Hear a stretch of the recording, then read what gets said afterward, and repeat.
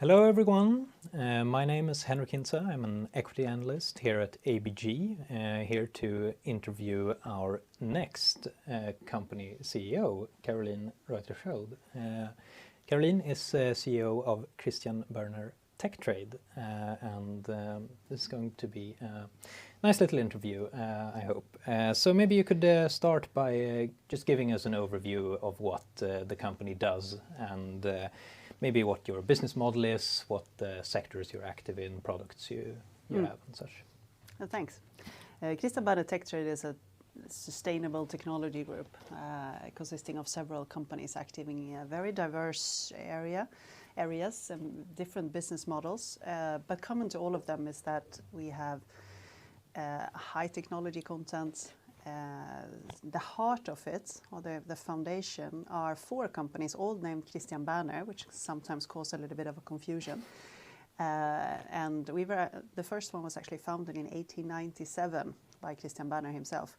And they're mainly active in distribution. So there's one company in each Nordic country.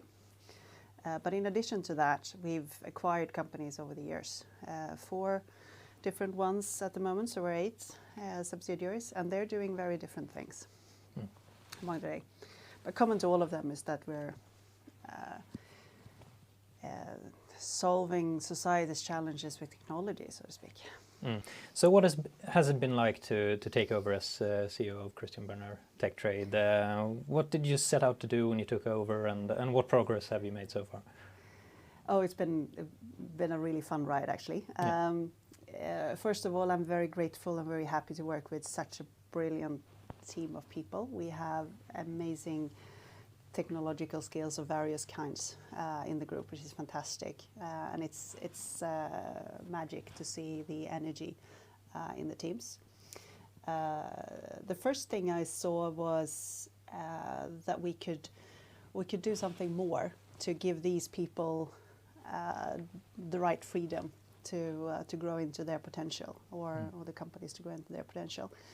The first thing was actually getting a really good co-pilot in a CFO who shares the same vision, and has gathered a lot of experience over the years that's very suitable for what we need. Second of all was actually to make sure that we meddled as little as possible, as I mentioned, with the strengths of our businesses. In other words, you can say we increased decentralization. There was a lot of things, a lot of unnecessary internal admin that we have taken away. One key thing was the reorganization that we did in December 2022, where we removed an outgrown old business structure that didn't follow subsidiary lines.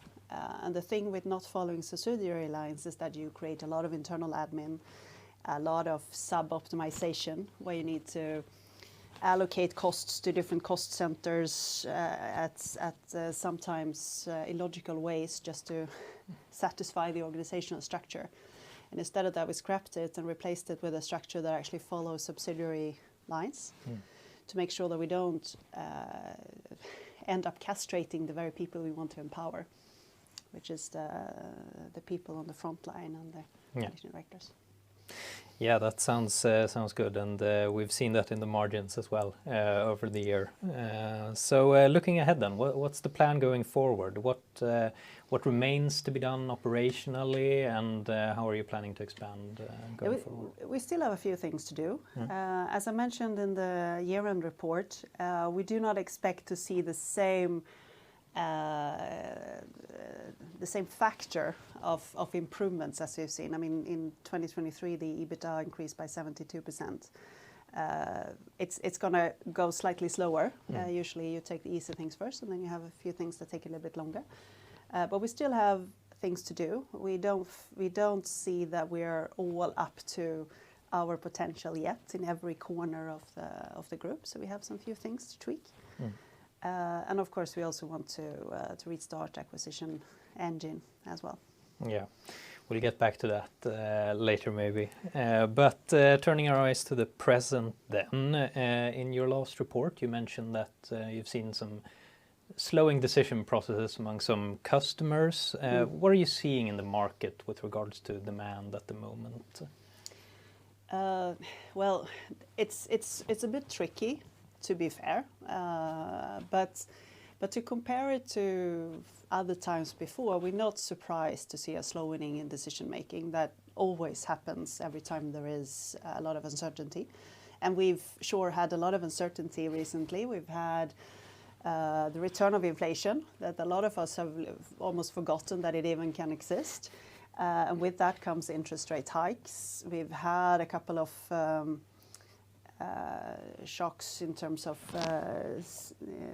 delivery, on supply chain shocks, and not to forget geopolitical risks that's back on the agenda in a way that we've thought we left behind in 1989. So all of that gives a lot of uncertainty. And during uncertain times, what you do is that you postpone the decision. Sometimes you might need to reassess because you have a new way of working. Sometimes you even stop what you want to do. And the latter obviously would not be making us happy. But the thing is, if you're doing something where the underlying demand is really there, and a lot of the work that we do is actually clearly in what needs to be done in our societies in order to go through the changes to a more sustainable society.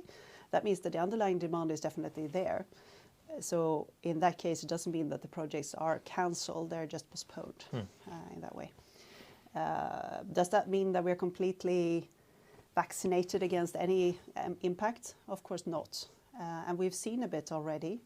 We have exposure to house building sector, for instance, a very little one, but still. And of course, we felt that during 2023. Luckily, we had other areas that were flourishing and more than compensating for that. So in the end of the day, we grew by 12% last year. That you can say that's inflation.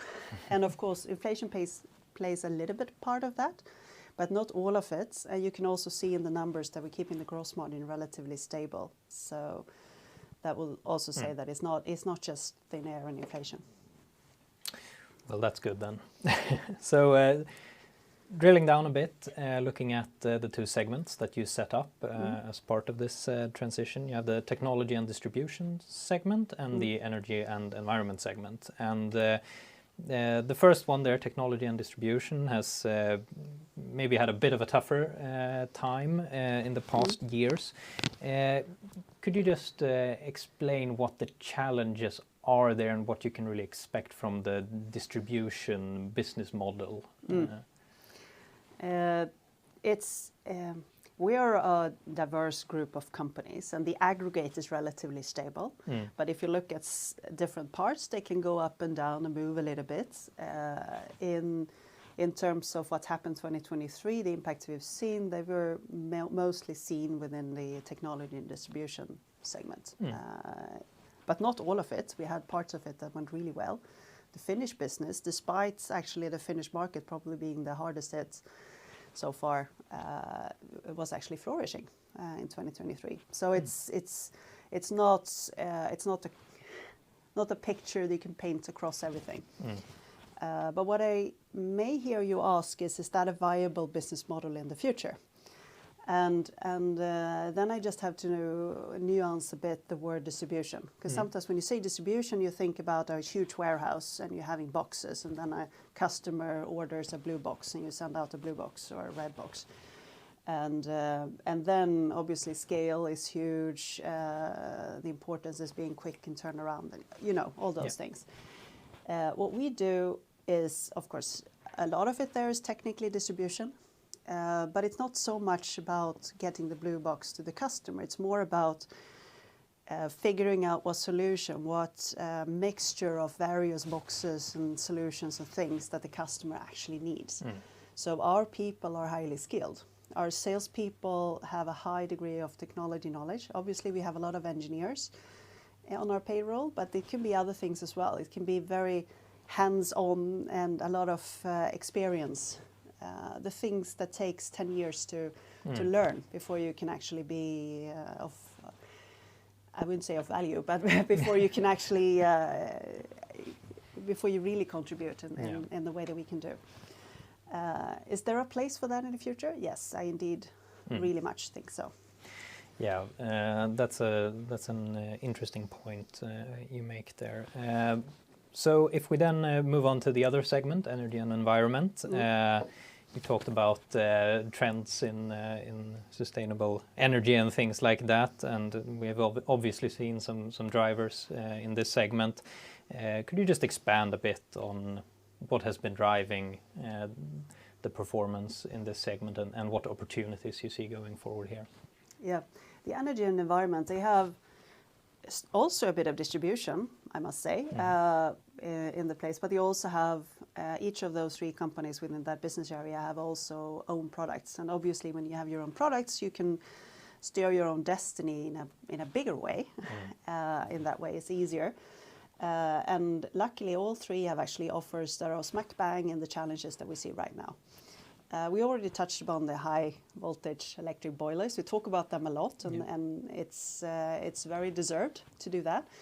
But we also have dampers from Swedenborg that are unparalleled in the way they are set up and enabling a lot of energy savings, which is something a lot of us are thinking about today. We have bullerbekämparen that make noise reduction maneuver rooms. Sorry about the Swinglish in that one, which is also clear because we have two trends transforming into one. We have one trend with home shoring of production and the return of doing things that I used to be doing when you're molding things out of steel, also in Sweden. And you, at the same time as we're actually starting to realize that environmental health is actually, sorry, not environment, that too, but employee health is very much influenced also by noise. It's not just to make sure that people are not being hurt by other things, but actually being subjected to noise constantly is not good either. And those trends meet and merge, and bullerbekämparen is an expert in making sure that that we can either make rooms that are give a better environment, or we encapsulate the problem. So we encapsulate the machines that make the noise.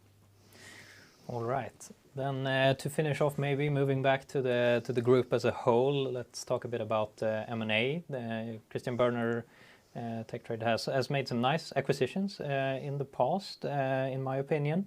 But the frequency has not been super high, and recently, since you took over, it's been not very active.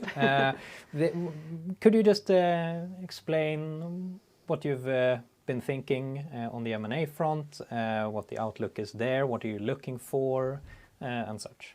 Yeah. Well, first of all, it's not for lack of trying.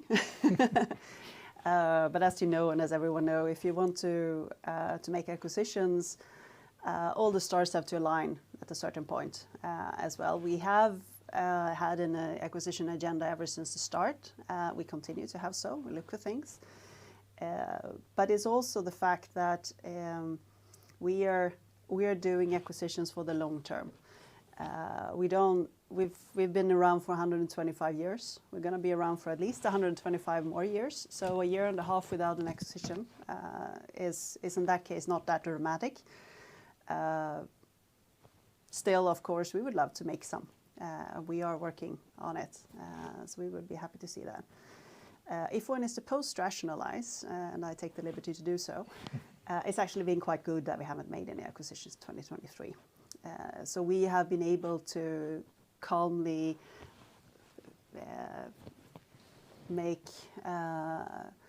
rearrange the company a little bit to be a good place and a good home for new entrepreneurial businesses. As one of the key things for us is to make sure that we are a good home for entrepreneurial businesses where they can thrive and do things their way, where we meddle as little as possible. Which is one of the things we'll drive for. All right. Thank you very much for that, Caroline, and thank you all for listening.